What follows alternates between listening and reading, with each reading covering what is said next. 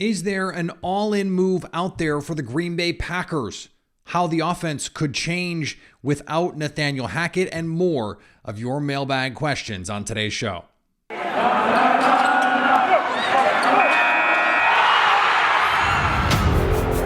You are Locked On Packers, your daily Green Bay Packers podcast. Part of the Locked On Podcast Network, your team every day.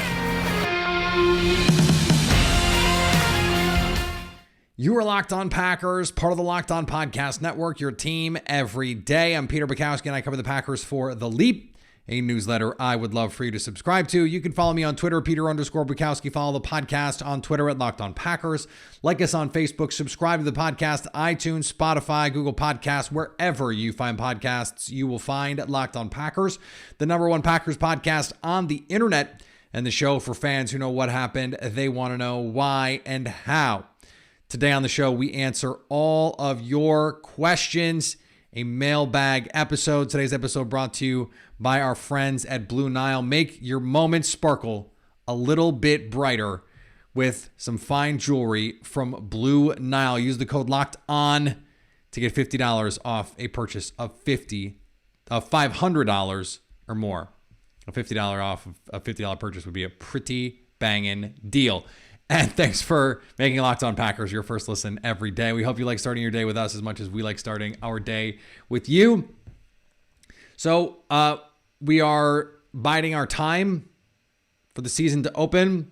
And so I didn't want to have to force any topics or make any topics up and just pull things out of thin air and generate controversy just to say whatever. And so I thought, well, let me talk about what you guys want me to talk about. And let me answer your questions. So we are going to do that on today's show. And I love this question on Twitter from Nidro Wilson. Hey, Peter, I know this isn't the Packers' MO, but it's interesting to think about. Given we may only have Rodgers for another year or two, do you think the Packers would consider trading 2023 picks to add to this roster? And if so, who would you trade a first-round pick for today? Same question for other picks in exchange for players where the value makes sense. I'd love to see an all-in trade move before the season starts. So the reason I like this question is not to go through all of the pie-in-the-sky options that could be out there, because frankly, I don't think there are that many. It is more a way for me to get into looking at this roster, because this was a really interesting question for me to think about. Where are the places where the Packers would be smart to trade high-end draft capital for certainty? Because that's what you're paying for with a player trade. If you're trading a first-round pick, you are trading for a player that you think is going to be awesome. Now, not all those trades work out. We saw the Jamal Adams trade, and I think the overcorrection in that market has gone a little bit over the top, acting like Jamal Adams sucks. He is not worth 2 first-round picks. But he's not a bad player. He's a useful player. The Seahawks thought that would impact their team more than it ended up impacting them, but it made them better. So I think we have to start with the premium positions. Aaron Rodgers, nah, they're good. Pass rusher, is there really any first round pick kind of player out there who a team would give up? Like, those kinds of guys don't get traded unless they're super distressed assets. Like Frank Clark was moved because the Seahawks didn't want to pay him, and there were some other underlying issues there. And so there was a distressed asset piece in there. And Frank Clark, helped them win a Super Bowl, but also, has not played to the level of that contract. He probably played to the level of the first round trade, though. It's just hard to think of a reasonable scenario. Like, yeah, would you trade a first-round pick for TJ Watt? Sure. But that trade is not available to you. So I don't know who the player is that they could go get there where you go, that guy is definitely available or even potentially available and could be had for even a first and stuff.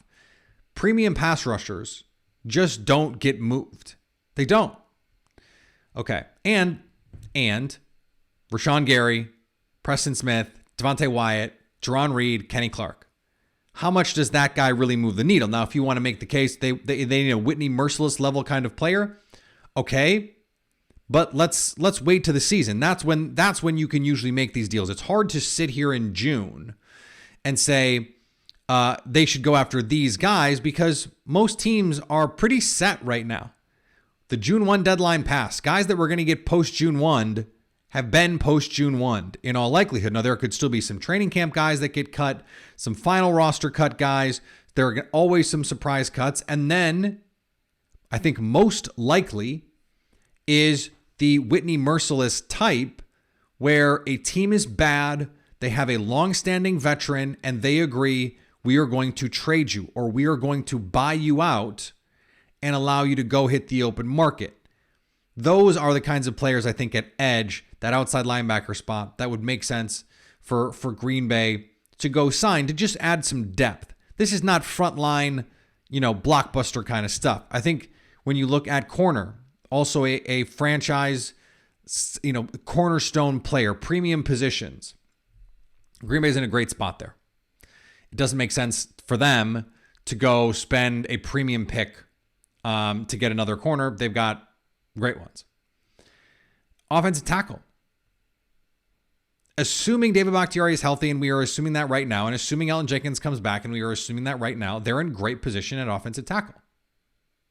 So that leaves receiver. And that brings us back to some of the names that we've been talking about all offseason. DK Metcalf. Is he actually available? Terry McLaurin. Is he actually available? Those are the names that would really move the needle in this offense, but you have to pay them. You really have to pay them. So then it gets into, okay, middle of the season. I think the trade deadline, a receiver trade makes more sense in season because you're going to have teams that are bad and you're going to have, a Robbie Anderson. What is the deal with the Carolina guys? What is the deal with, some secondary receivers who might be going, I'm playing second fiddle in this offense and we're terrible. Why? Get me out of here. And those are the kinds of moves that can win you championships, by the way. They don't have to be frontline all-pro players to help you win titles. I guess all of this is to say, I don't, other than the ones that we've talked about kind of 100 times, I don't think there are a lot of guys out there who move the needle for this team. This team is really good. It's really, really good for all of the discussions and the hand-wringing about the receiver position. All the other positions are so solid. That's really the only spot you can point to. Now, if you want to say tight end, okay, cool. Who are they going to get? Darren Waller, apparently not available. Travis Kelce, definitely not available. Are you going to convince Rob Gronkowski to come out of retirement? And is that actually a thing that would help this team? Maybe. How many other tight ends in the league actually move the needle who could realistically be moved? Because the Falcons are not giving you Kyle Pitts. So who are the other guys? The Ravens are not giving you Mark Andrews. So who are the other guys? Who are the guys you're going to get? Might the Patriots give up Jonnu or Hunter Henry? Maybe, but then you've got to pay them a boatload of money. So, and by the way, not the worst idea in the world.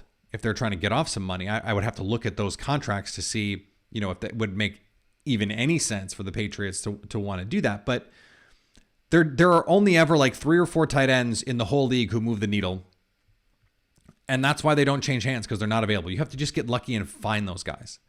So from that standpoint, I don't see the blockbuster trade for Green Bay. I think if they're going to make this team better, their all-in moves are going to be things like extending Adrian Amos to get a little extra money so they can trade for a guy who's under contract, or the Whitney Merciless level signing in season. I think those are the kinds of things that would make sense for Green Bay to try and get this roster where they want it to be. And they probably feel like this roster's in a really good spot heading into the regular season.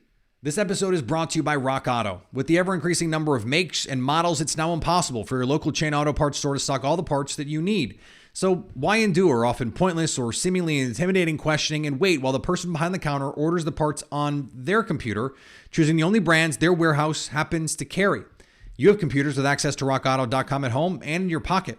So why would you choose to spend 30%, 50%, even 100% more for the same parts from a chain store or car dealership? RockAuto.com is a family business that's been serving do-it-yourselfers for over 20 years. Go to RockAuto.com right now and see all the parts available for your car or truck and write Locked On in their How Did You Hear About Us box so they know we sent you. Amazing selection, reliably low prices, all the parts your car will ever need at RockAuto.com. One live NBA draft show is not enough for Locked On. The entire NBA channel is going live on NBA draft night, which is tomorrow night. So if you have a favorite NBA team, make sure you subscribe now to their Locked On YouTube channel so you get notified when they go live on NBA draft night. All right, this question comes from Nathaniel Drake. How, if at all, do you expect the offense to look different with Hackett now in Denver? This is a hard one because we don't have really good information on what specific things Nathaniel Hackett was doing in this offense and contributing. And we know the red zone part of it. And they were awesome in 2020. They were less awesome in 2021. So what are they really losing there? And where can Matt LaFleur fit in the gaps? Where can Adam Stenavich fit in the gaps? Where can the other position coaches provide some value? Now, remember though, Luke Getsy was the Aaron Rodgers bridge.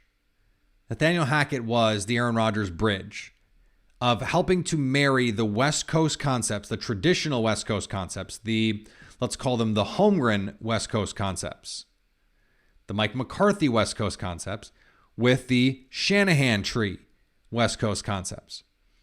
And so what we saw in 2019, and I would say to some degree in 2021, was an emphasis on the Holmgren West Coast stuff. And there was this push-pull of forms. With Matt LaFleur, with Adam Stenavich, are we going to see the 2020 offense, which was much more in the vision of Matt LaFleur? Is Aaron Rodgers taking the money and staying in Green Bay and the contracts and all that stuff? Is that a tacit, I don't want to say admission, but an understanding, a signal from him, hey, I'm here for you guys. I'm here with you guys. We're going to do this together. I'm going to give myself over to the offense, which he did in 2020. And look, he was the MVP in 2021. The offense looked different. You know, Dusty Evely had a great thread yesterday about some of the stuff they did in the Arizona game with no Devontae Adams, with no Marquez Valdez-Scantling, with no Allen Lazard, with basically no NFL receivers, and the creativity of that offense. I think the Hackett piece of this is actually less important than the Devontae Adams piece of this. But they're related because they actually build on one another. I think this team is going to have to, by virtue of not having Devontae Adams, rely more on the Matt LaFleur of it all. It's going to have to be a little bit more creative, a little bit more schemed up, a little bit more, let's get the backs involved, let's get the tight ends involved. They're going to actually have to run Y-leak. They're going to have to actually give on those jet sweeps. They're going to have to play more under center. They're going to have to be more creative. They're going to have to be less predictable because the Holmgren McCarthy West Coast offense is predicated on winning matchups. Especially the Holmgren version of that offense was about creating one-on-ones and letting your guys win. Well, you need guys who can win. Devontae Adams was always going to win one-on-ones. It became too easy to give help to him, and they were not able to have counters. So you take Devontae Adams out of this, they're going to have to react. They're going to have to grow. They're going to have to evolve. Well, now when they do that, they're going to do it in a way that is not, I think, in the vein of that Holmgren-style West Coast. That McCarthy-style West Coast. It's going to be in the LaFleur-style West Coast. And so that means potentially more play action. That means potentially more receiver screens, more RPOs, more post-snap RPOs rather than just pre-snap RPOs. I would love to see more over-the-top on play action shot plays, schemed up shot plays that they're able to get to with Christian Watson and Romeo Doubs and all of the Sammy Watkins and those guys. So, and the jet sweeps and the end arounds and some of the creative run game stuff. We need to see more of that. And that was always true. Nathaniel Hackett or no, that was going to be true because Davante Adams is leaving and because they needed to push this offense forward.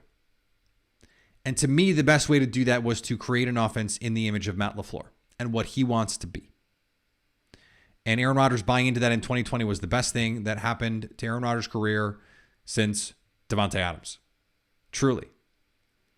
Because Matt LaFleur is one of the best coaches in the NFL at getting guys open, at scheming guys free.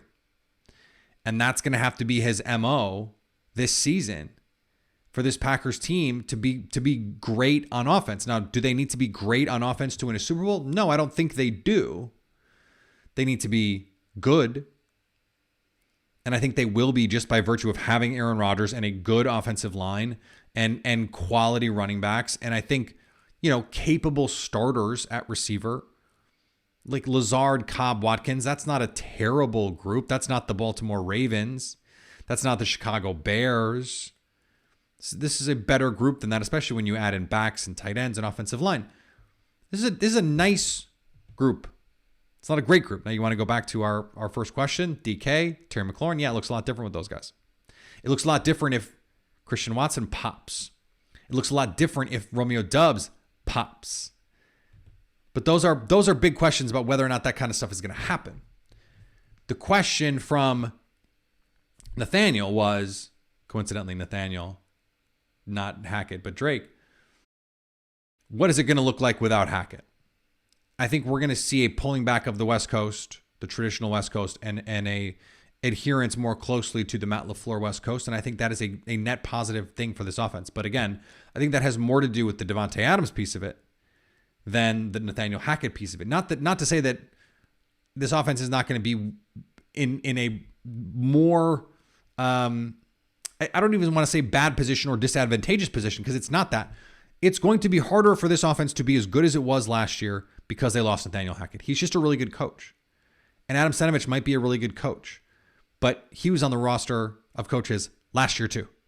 And it's better to have both of those guys than to just have one of those guys. Now, can Stenavich offset that with whatever he's going to bring to this? Can Matt LaFleur being potentially more involved?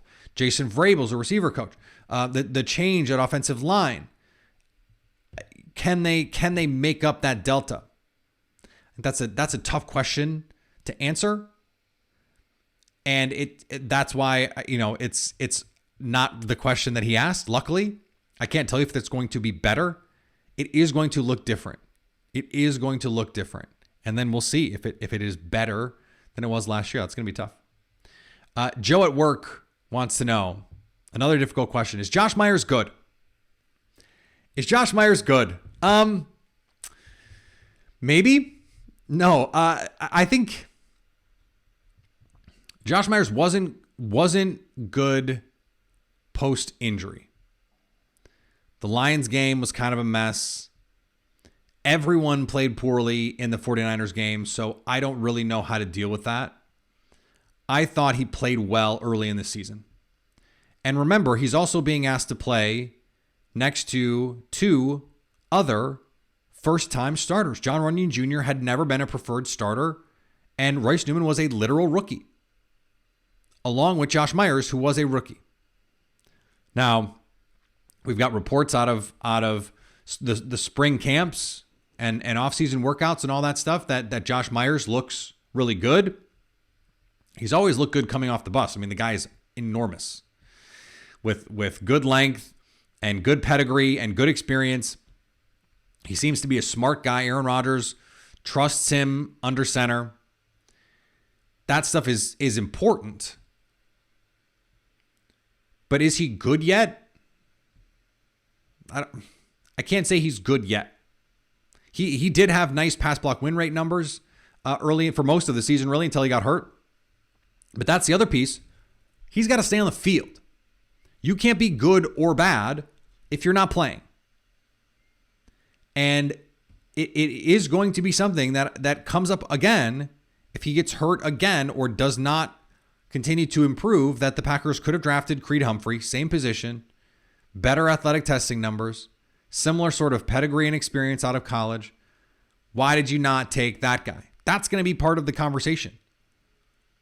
Opportunity cost always matters in these things, especially when you're talking about position for position, and we're separated by, 5 picks? The Packers could have had this other guy who was awesome last year and healthy.